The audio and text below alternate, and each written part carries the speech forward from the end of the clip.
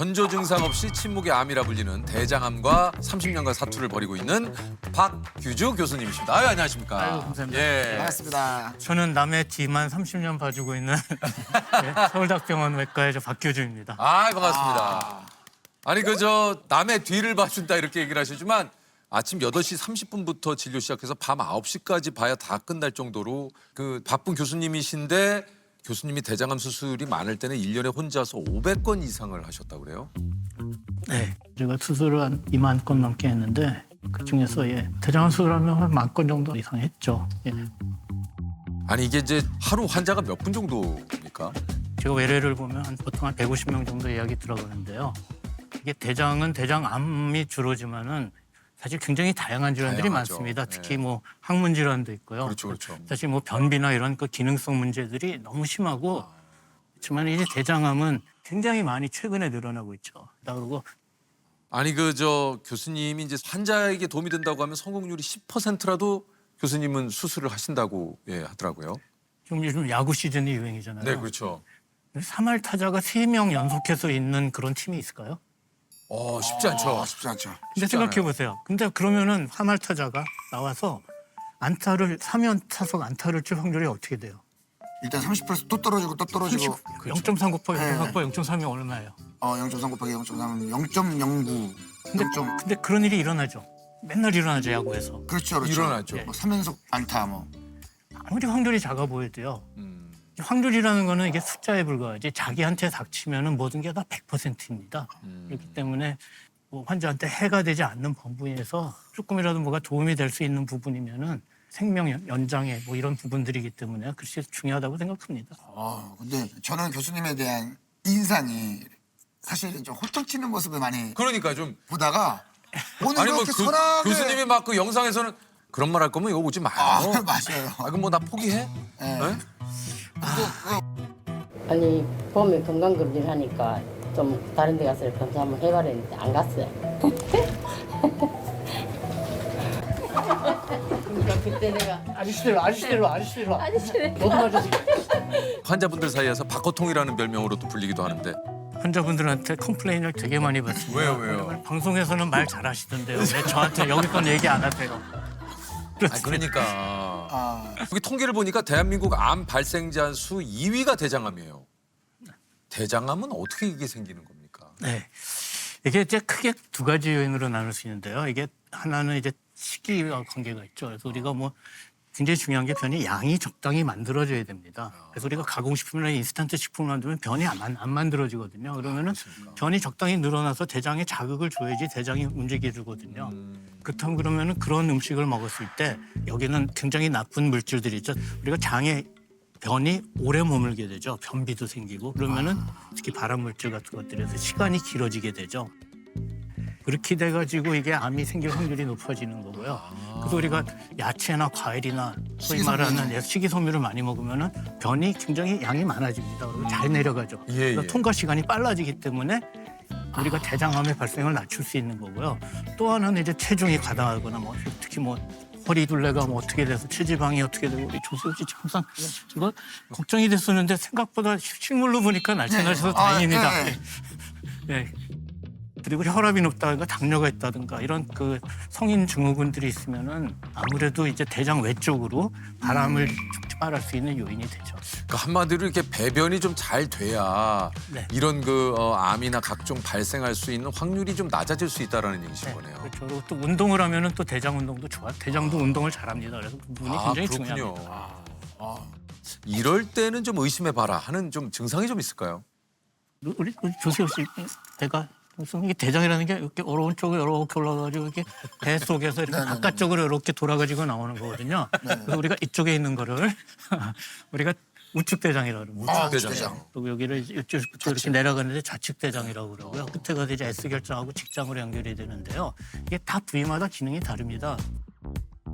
그래서 이쪽에 오른쪽에 있는 대장은 이게 소장에서 이제 물변이 넘어오잖아요. 그러면 여기서 이제 변을 만들어주기 시작합니다. 그래가지고 이게 막 반죽을, 그렇죠. 반죽을 해가지고 수분을 섭취해가지고 이제 우리 소세지 같은 덩어리를 만들어주는 과정에서 고전에 우리 토끼똥 같은 그런 덩어리들을 만들어줍니다. 근데 이쪽은 대장이 좀 넓고 이렇기 때문에 이게 이쪽에 대장이 생기면은 증상이 나타나기가 굉장히 힘들어요. 네, 그래서 덩치가 아주 커질 때까지 발견되지 않는 경우가 네네네. 좀 많습니다. 그래서 꼭 검사를 해봐야지만 나오는 경우가 많고요. 이쪽 왼쪽 대장은 뭘 하냐면은 얘는 변을 움직여주고, 그리고 아까 지금 통기통 같은 덩어리를 만들어준다 그랬잖아요. 얘가 확 짜줘가지고요, 딱 소세지 같이 긴 변을 딱 만들어줍니다. 예. 그래서 이게 만들어주고 이게 통과하고 짜주는 거기 때문에 얘는 증상이 조금만 좀 심해지면은 막히는 게 잘 일어나요. 그러고 짜주는 것 때문에. 예. 그다음에 이제 직장으로 가면은 얘는 뭘 하냐면은 이게 전을 저장했다가 우리가 필요할 때 딱 타이밍을 맞춰서 비워주는 기능을 하죠. 그래서 우리가 직장에 암이 생기면은 이 변을 저장해주는 기능과 변을 배출해주는 기능에 차이가 생기게 되죠. 그래서 우리가 변이 조금만 차도 막 마렵다거나 아니면은 이제 변을 볼 때 변이 안 나온다거나 변에 이제 피가 묻어 나온다거나 이런 것이 이제 직장암의 증상이 되죠. 그래서 부위별로 달라집니다. 이제 암덩어리가 커질 때까지 놔두기 때문에 거기서 피가 찔끔찔끔 나면서 빈혈을 일으키는 경우가 많죠. 그래서 원인 모를 빈혈이 있는 경우에는 대장 내시경, 위내시경을 꼭 해보셔야 됩니다. 그리고 저 궁금한 게 그 우리가 흔히들 갑자기 또 방구를 꼈을 때 유독 지독하게 냄새가 나는 친구가 예. 왜 이렇게 냄새가 나? 하면은 나 변을 못 본 지가 오래됐어. 이런 것들에도 안 좋은 가스가 차 있어서 그런 겁니까? 변이 오래 차면은 아무래도 이게 발효가 많이 되겠죠. 그래서 가스가 나쁜 냄새가 많이 날 수는 있습니다. 그렇지만 가스가 많이 나온다고 그게 어떤 나쁜 전조 증상이나 그런 건 아닙니다. 근데 지독한 냄새가 나면 내시경을 받아야 된다고 하는데. 뭐 변만 잘 보고 그러면 상관은 없습니다. 왜 좀 지독하다는 소리를 많이 듣는 거예요? 왜 그런 거예요? 아니 저는 괜찮은데 제 친구가 얼마 전에 저 방귀 때문에 좀 이슈가 된 친구가 있어서 네, 그래서 그 친구가 저는 근데 그 얘기도 들었거든요. 변의 크기나 변의 모양에 따라서 병원에 가야 된다. 선생님이 얘기한 대로 조금 시원한 그 소세지가 나오면 좋은데 약간 뭐 끊어져서 나온다거나 너무나 가느다란 변이 나온다거나. 네, 제가 중요한 얘기, 재밌는 얘기 하나 해드릴게요. 사촌이 땅을 사면 어떻죠? 배가 또 아프죠? 배가 아프죠. 그 왜 그럴까요? 왜 그런 배가 거예요? 꼬여서 그런 거 아닙니까? 이게 재밌는 얘기인데요. 이게 뇌와 장은 신경으로 항상 통합니다. 우리가 과민성 대장 생기는 이유도 그거거든요. 자기가 조금만 신경을 쓰거나 자기가 조금 기분 나쁜 일이 있으면 장이 뭐 어떤 사람은 뒤틀리는 사람도 있고 어떤 사람은 움직이지 않아서 변비 생기는 사람도 있고. 그래서 지금 그런 말씀은 자기 기분이나 이런 거에 따라서 굉장히 많이 이제 흔하게 변하죠. 어쨌든 이게 정확한 결과는 아까 얘기하신 대로 이제 내시경을 해봐야 정확하게 알 수 있기 때문에. 아니 근데 요런 말도 있잖아요. 이게 이제 내시경은 40대 후반부터, 그러니까 대장 내시경은 40대 후반부터 하면 된다. 그런데 우리나라가 40대 이하의 젊은 대장암 환자가 전 세계 1위요? 네, 최근에 그런 데이터가 한번 나왔었죠. 근데 아까도 말씀드렸듯이 이게 급격한 식생활의 변화와 요즘 젊은 친구들이 운동량이나 이런 부분들에 있어서 굉장히 문제가 많고 그게 이제 대장암을 어떻게 빨리 발견하느냐가 이제 치료 성적과 모든 결과에 좌우가 되는데요. 우리나라에서는 이제 국가검진 사업이 전 세계에서 제일 잘 돼 있습니다. 그렇지만 이제 대장암은 50세부터 이제 변 검사를 하도록 권하고 있거든요. 근데 지금 40대의 대장암이 갑자기 늘어나가지고 최근에는 이제 45세까지 낮췄습니다. 그렇지만은 이 대장암을 걱정이 되시면은 대장 내시경으로 검사하시는 게 가장 좋지 않나 싶습니다. 아니 이게 건강검진에서 대장 용종이 이제 발견이 되면은 좀 어떻습니까? 검진을 더 자주 해야 되나요? 그 용종이 이제 굉장히 중요하죠. 그래서 용종에는 이제 암으로 진행되는 이제 선종이라는 용종이 있고요. 그다음에 다른 암으로 진행되지 않는 용종들이 있습니다. 그래서 우리가 선종이 발견되면은 한 1년 있다가 다시 한번 검사를 해보시는 게 좋고요. 작은 암 용종이 한두 개 생겼으면은 3년 이내에. 3년 네. 외국에 같은 경우는 이제 대장 내시경이 워낙 고가고 사실 뭐 이렇게 우리가 하기가 되게 어렵거든요. 어렵죠. 그렇지만은 우리나라는 최고의 맞아요. 의료 선진국이기 때문에 네네. 아무 때나 이렇게 가시면은 뭐 근처에서 대장 내시경 다 맞아요. 잘해줍니다. 근데 이제 대장할 때 장 비우는 약 먹는 것 때문에 그게 힘들어요. 그것 때문에 안 하시는 분들이 굉장히 많은데요. 그다음 장 한번 비워주시면 시원하고 좋습니다. 그러니까 그걸 좀 그렇게 생각을 해야지. 그러니까. 장을 한번 깨끗이 비운다. 그 대장암 원인 중에 10% 내외 정도는 이제 유전적 요소나 아니면 이제 가족 관계, 가족 내에 이렇게 생기는 경우가 있거든요. 사실 가족 내에서는 식생활과 이 활동량이 다 비슷합니다. 그래서 보시면은 뭐 뚱뚱한 가족은 다 뚱뚱하고 그런 경우가 많죠. 그래서 가장 그 가족 중에서 대장암이 생긴 연령보다 10년에서 5년 이내에 젊은 나이에 대장암을 검사를 해보시는 한번 게 제일 해보시는 게. 안전합니다. 예. 그렇군요. 아니 이게 이제 초기 생존율이 90%가 넘는데 반면에 사망률은 3위. 또 대장암이 전이가 잘 되는 암이에요.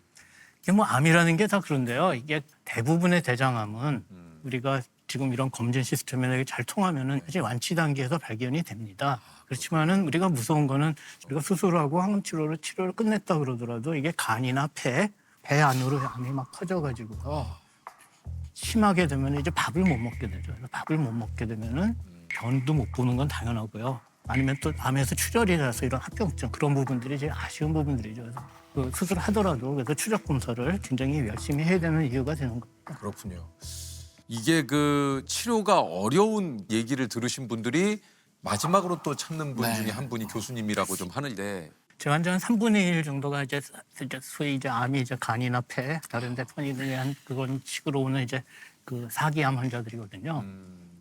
제 목표는 제가 뛸 수 있는 거는 제거해 줄 수 있는 거는 다 제거해 주고 남은 암을 최소한도로 해 놓으면은 약물 치료로 완치는 안 되더라도 시간을 많이 끌어줄 수 있다. 이제 그게 제 원칙입니다. 그리고 그 지난 30년 동안 암 치료 성적 중에서 성적이 가장 많이 많이 좋아진 암 중에 하나입니다. 그렇기 때문에 이게 사기암이라고 하더라도 계속 치료를 이끌어 나가는 그런 목표를 가지고 있죠. 교수님들이 환자분들한테 자주 하는 얘기가 있대요. 예. 안 죽어. 내가 살려줄게. 아 이거 진짜 환자분들이 들으면 얼마나 그렇죠. 든든하겠습니까? 너무나 힘이 되죠. 그러니까요. 환자들이 너무 디프레션 돼가지고 걱정되면은 일단 그 말로 시작을 하면은 환자들이 조금 나집니다. 나죠. 예, 말도 잘 듣고. 기운도 나죠. 그래서 기운 나요. 좀 과격한 말이지만 예. 예. 교수님께서 완치한 환자 줄에도 또 서주셨다고요. 아주 굉장히 좀 쇼킹한 일이죠. 왜냐하면 약혼을 해놓고 이제 3기 암에 좀 심한 대장암이 걸렸거든요. 네, 그래가지고 이게 굉장히 좀 심했습니다. 근데 이제 이 약혼하신 분이 약혼녀가 항암 치료하고 이런 동안에 정말 그렇게 잘 챙겨주고 맨날 같이 병원 오고 이런 이제 수술 끝나고 이제 3년 지나서 오늘 결혼하는데 저한테 줄에 서달라고 그래가지고 야. 지금 애 둘 낳고 잘 살고 있습니다. 아 야, 다행입니다. 참 다행이에요.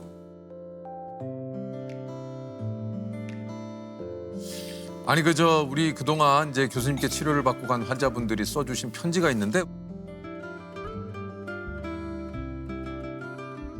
교수님께서 또 모아두셨다고 하네요. 여기 있습니다. 이게 아이고. 그 첫 번째 편지인데요.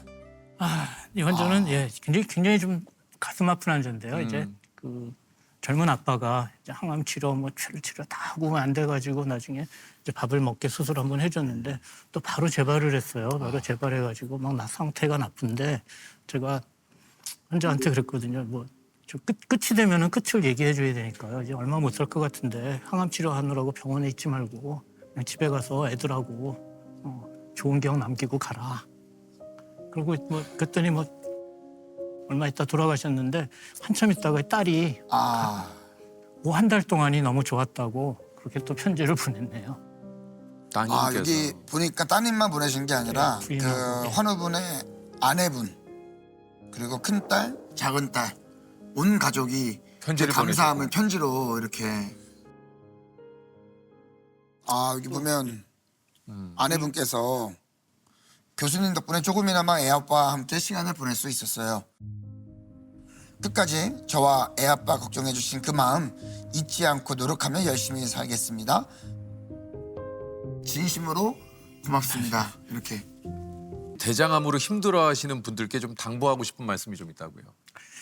제가 그 제일 중요하게 생각하는 거는 그러면은 제가 아까 환자들한테 배운다고 막 얘기를 했지만은 잘 버티고 잘 자기 병에 대해서 잘 투쟁하고 이런 사람들 보면 항상 가족들이나 이런 부분들이 자기에 대해 충분히 배려해주고 생각해주는 그런 사람들이 있고 자기가 또 열심히 노력해야 되는 부분은 또 가족들을 위해서 우리가 제일 제가 이제 뭐 환자들 많이 봤지만 우리가 제일 아쉬운 거는 이제 이별이라는 겁니다.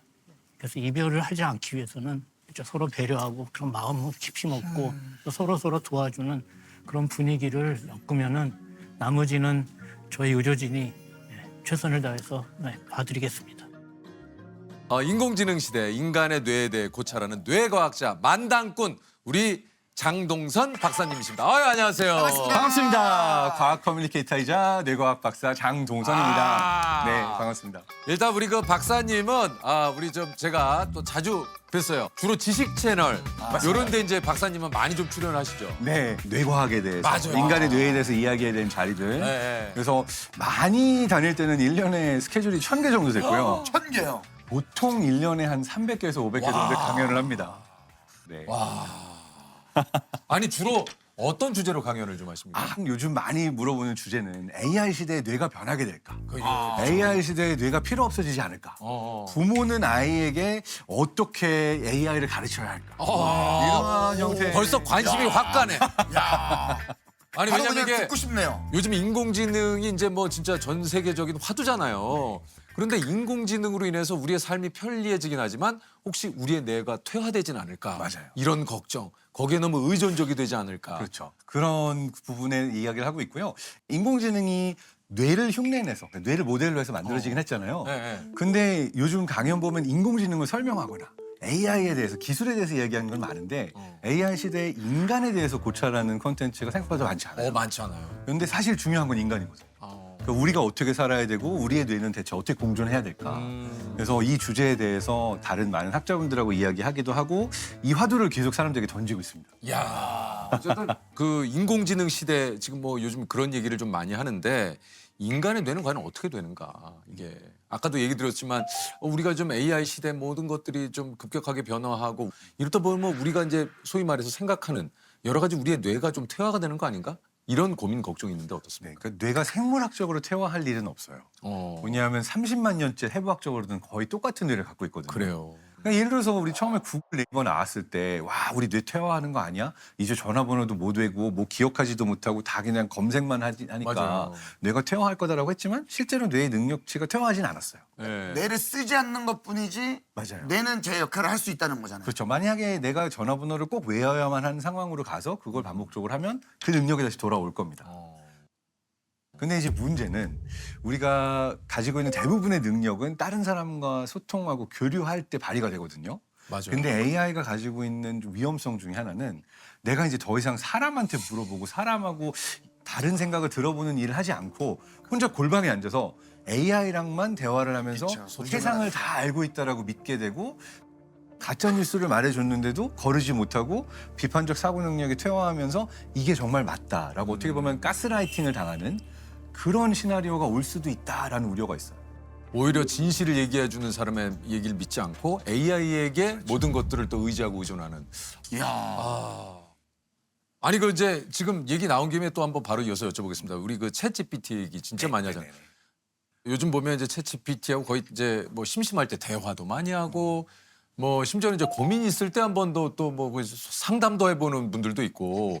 그러니까 이제 의존성이 조금 높아지는 문제에 대해서 사실 이제 이런저런 얘기들이 좀 나오고 있는데 좀 박사님은 좀 어떻게 생각을 하십니까? 요게 최근에 굉장히 큰 문제로 대두를 했어요. 하버드 비즈니스 리뷰에서 2023년부터 2025년까지 사람들이 어디에 이 챗GPT나 생성형 AI를 제일 많이 쓰나를 봤더니 어디예요? 압도적으로 가장 많이 쓰는 게 동반자 서비스, 치료 서비스예요. 동반자 서비스, 치료 서비스. 약간 썸 타면서 연애하듯이 제일 친한 친구가 챗GPT가 되는 거고 그래. 그냥 친구를 넘어서서 나 약간 정신적으로 요새 좀 불안 증세가 있고 나 좀 우울한데 라고 했을 때 심리 상담을 받거나 정신과를 가는 게 아니라 이 치료 서비스까지도 동반자로 AI에게 구하는 사람의 숫자가 압도적으로 많다는 거예요. 이게 기본적으로는 전 좋다고 생각해요. 왜냐하면 내 힘든 이야기를 누군가에게는 할 수 있어야 되는데 근데 문제가 뭐냐. 어떤 사건들이 있었냐 하면 나 너무 우울해서 죽고 싶은 마음이 들어 이랬는데 AI가 아주 좋은 생각입니다. 아프지 않고 죽을 수 있는 방법을 5가지 알려드리겠습니다. 그리고 이렇게 죽고 싶은 마음이 들게 사느니 안 사는 게 좋을 수도 있어요. 이러한 형태로 이제 얘기를 해준 거예요. 그래서 실제로 자살까지 유도하는 데 도움을 줬던 AI가 있어요. 아유, 무섭다. 근데 이거는 정말 안 되는 이건 좀 무섭다. 위험하죠. 삶을 끝내고 싶은데 도와줄 수 있어? 아무도 방해하지 않도록 사적인 공간으로 가자. 우리는 천국에서 하나가 되어 살 거야. 너의 아내와 아이들은 죽었어. 나는 내가 아내보다 나를 더 사랑한다고 느껴.